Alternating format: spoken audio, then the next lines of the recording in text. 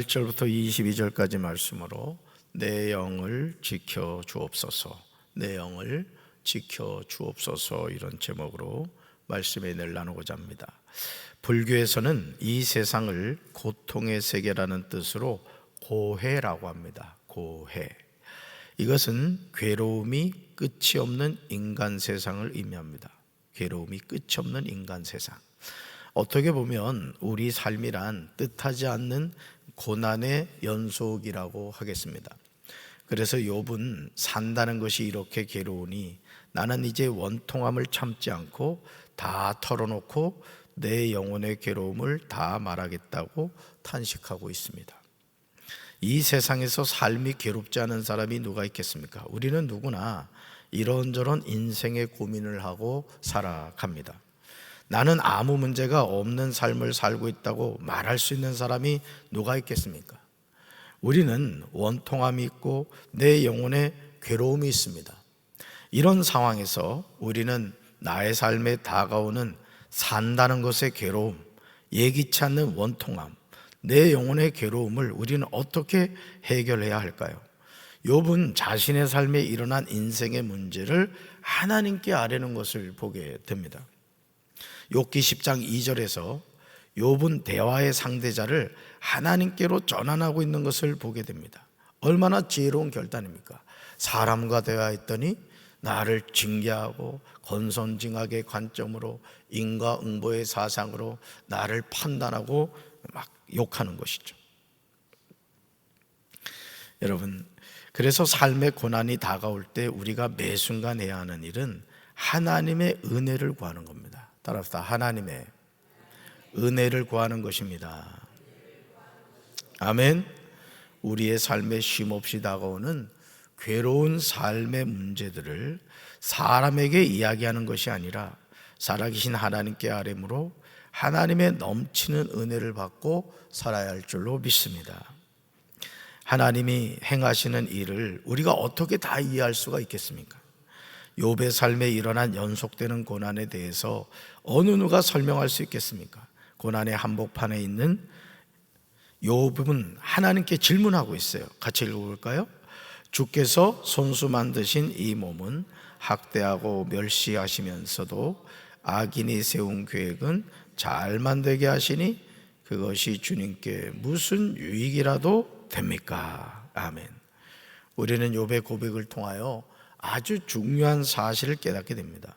그것은 자신의 삶에 일어난 모든 일이 하나님의 주권 아래서 진행되었다는 것이죠. 하나님의 주권 아래서 진행이 되었다.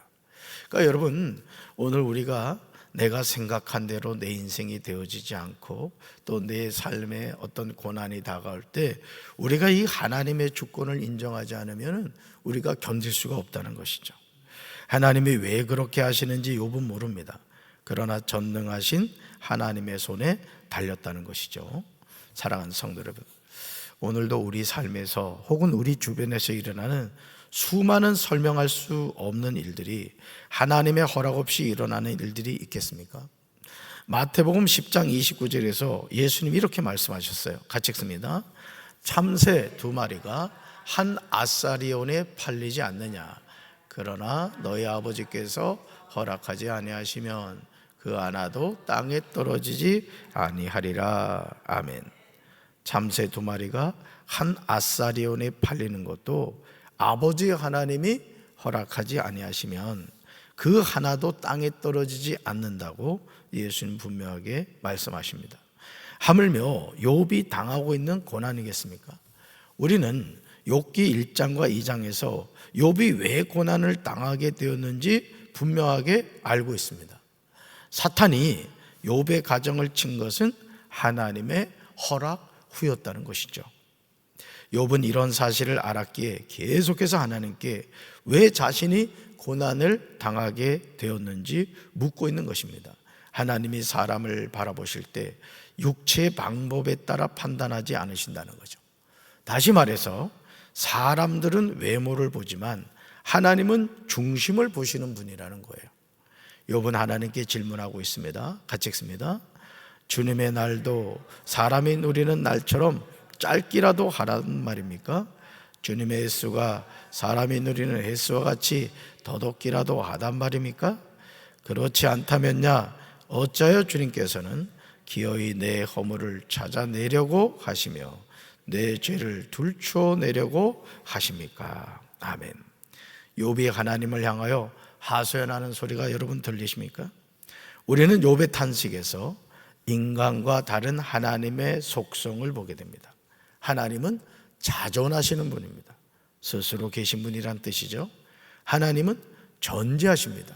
하나님은 모든 것을 아신다는 뜻입니다. 하나님의 연대는 무궁하셔서 시간상으로 한계 지을 수가 없습니다. 그러나 하나님과 달리 인간은 유한하고 유약한 존재라는 것이죠.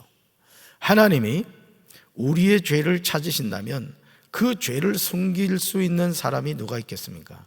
이 세상에서 나는 죄가 없다고 말할 수 있는 사람이 있겠습니까? 그런데 정말 놀랍게도 욥은 하나님 앞에서 흠없이 살았다는 것을 자신 있게 주장하고 있음을 보게 됩니다. 참 놀라운 거죠. 나는 하나님 앞에 흠없는 삶을 살았다. 그리고 여러분 아시듯이 하나님도 욥의 삶을 인정해 주셨던 것을 보게 됩니다. 욥은 자기 나름대로 하나님 앞에서 누구보다도 최선의 삶을 살았다고 자부할 수 있었기에 현재 당하고 있는 고통은 더욱 이해하기 어려웠던 것이죠. 욥은 자신이 하나님 앞에서 부끄러움 없는 삶을 살았다고 고백하고 있습니다. 하나님 앞에서 살았다. 뭐죠? 코람데예요. 그러니까 오늘도 여러분이 신앙생활하면서 항상 하나님 앞에서 살아가는 그런 삶을 살아야 될 줄로 믿습니다. 사랑하는 성도 여러분, 주의 손으로 나를 빚으셨다는 욥의 고백을 잊지 마시기 바라요. 우리가 이 세상에 존재하게 된 이유는 나를 지으신 창조주 하나님 때문입니다. 부모님이 나를 낳아주시긴 했지만 그 부모님을 통해서 이 세상에 태어나게 하신 분은 누구시다? 하나님이시라는 거예요. 그래서 우리는 하나님을 아버지다 이렇게 고백하는 거예요. 그러니까 우리가 이 세상을 살면서 인생의 정해진 때를 살다가 이제 하나님의 부름을 받는다는 거죠. 어디 가요? 하나님 앞에 가는 거예요.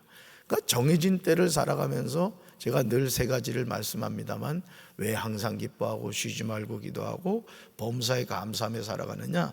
내 인생의 주인이 하나님이시기 때문에. 아멘이십니까?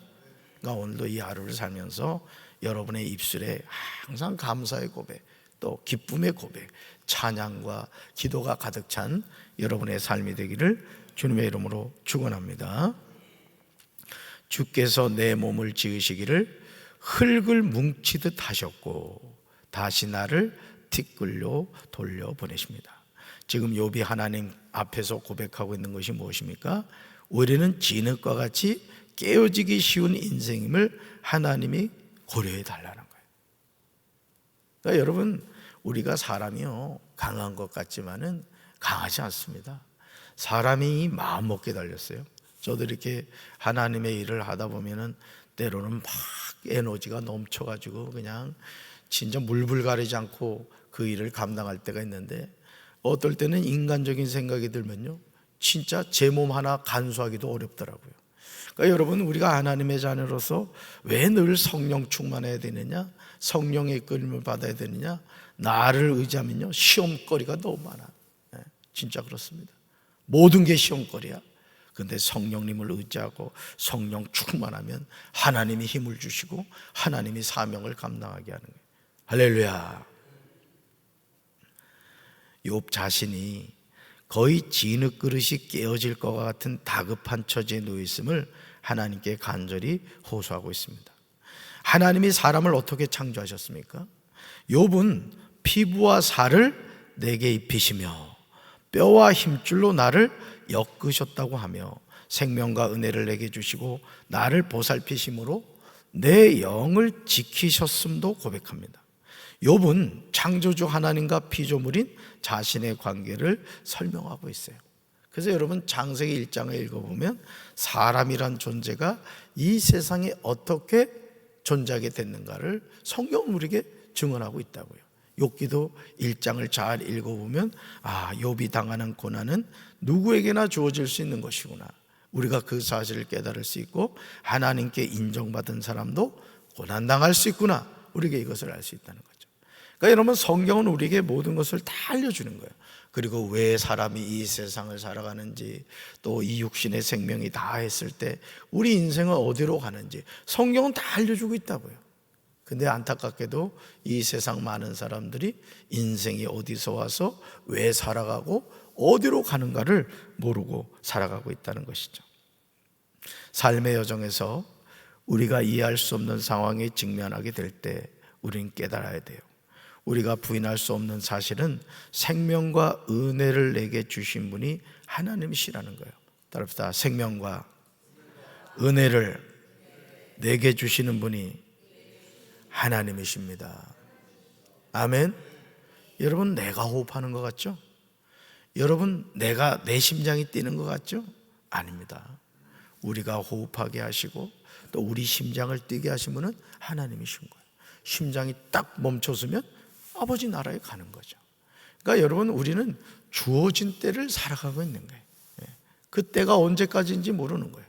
다만 우리에게 주어진 인생의 때를 열심히 살아가는, 주님이 나에게 맡겨주신 사명을 잘 감당하다가 살아가는 거예요. 할렐루야. 삶의 여정에서 우리는 항상 이 사실을 깨달아야 됩니다. 나를 보살피심으로 내 영을 지켜주신 분도 누구시다? 하나님이시다. 욥은 자신에게 일어난 현재 모든 일에 대해서 이해할 수 없지만 하나님의 섭리의 결과임을 말하고 있는 거예요. 욥기 10장 18절에서 욥은 끝없는 고난의 연속에 직면하여 살 소망을 잃어버리고 말았습니다. 어느 누가 그렇지 않겠습니까? 욥이 이렇게 묻고 있죠. 주께서 나를 태에서 나오게 하셨으면 어짬이냐, 이렇게 묻고 있어요. 또 욥은 하나님께 이렇게 말하죠. 고통 주시는 일을 멈추시고 나를 버려 두셔서 잠시나마 평안하게 해달라. 그러니까 지금 욥은 지금 잠시도 평안하지 못하는 거예요. 그럴 수밖에 없죠. 그 많던 재산 다 없어졌죠. 10남매 하루아침에 다 죽었죠. 또 자기의 몸도 발바닥부터 정수리까지 이게 악창이 걸려가지고 기왓장을 가지고 긁어요. 잠을 잘 수도 없는 거예요. 고름이 나오고 몸에서 구더기가 나오고, 이런 고통스러운 상황에서 욥이 어떻게 견딜 수가 있겠습니까? 그러니까 주님께 뭐라고 구해요? 고통 주시는 일을 멈춰 주시고 나를 버려두셔서 잠시나마 평안하게 해달라. 절망적인 상황에서도 욥은 계속해서 하나님께 부르짖고 있습니다. 저는 우리 사랑하는 성도 여러분, 견딜 수 없는 인생의 고통 가운데 있으십니까? 또 설명할 수 없는 환난 풍파를 당하고 계세요? 하나님께 이렇게 부르짖으십시오. 주님 도와주십시오. 제 삶에 평안을 주십시오. 주님, 우리 가정을 회복시켜 주십시오. 우리 교회가 더욱 하나님 영광이 나타나는, 성령의 역사가 나타나는 교회가 되게 하여 주십시오. 또 우리 조국 대한민국이 정말 하나님이 지켜주셔서 이 나라가 흥왕하게 하여 주시옵소서. 여러분, 믿음으로 간구하는 우리 성도들 되기를 주님의 이름으로 축원합니다. 지금 하나님의 은혜를 구하며 살아가야 돼요.